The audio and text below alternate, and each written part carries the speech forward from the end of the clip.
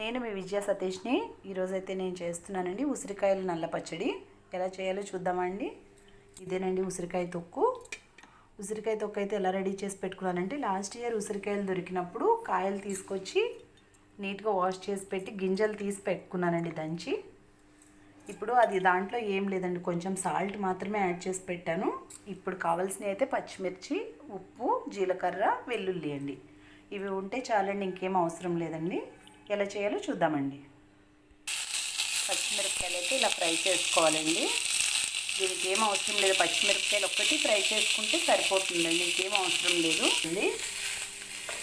ఈ పచ్చడి అయితే వారం రోజుల వరకు స్టోర్ చేసుకోవచ్చండి. తాలింపు కూడా పెట్టక్కర్లేదండి. కార్తీక మాసం కదండి, కార్తీక మాసంలో ఉసిరికాయ పచ్చడి అయితే చేసుకుంటూ ఉంటాం కదా.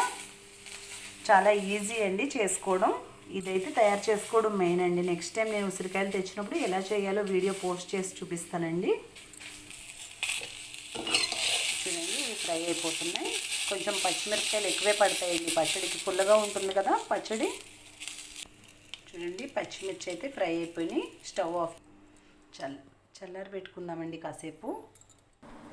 పచ్చిమిర్చి అయితే చల్లారినాయండి. ఇప్పుడైతే మిక్సీలోకి వేసుకుందాం వీటిని. పచ్చిమిర్చి, నేనైతే వెల్లుల్లి ఎక్కువ వాడతానండి కాబట్టి ఎక్కువ వేసుకుంటున్నాను, మీ టేస్ట్ని బట్టండి. జీలకర్ర, ఉప్పు అండి. ఇవి మిక్సీకి వేసేద్దాం. చాలా ఈజీ అండి ఈ పచ్చడి రెడీ చేయడం కూడా.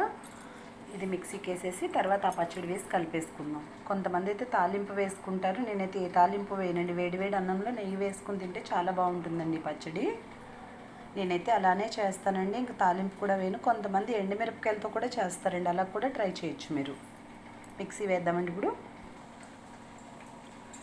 చూడండి, ఇలా అయితే నలిగింది కదా, ఇంకొంచెం మిక్సీకి వేద్దామండి.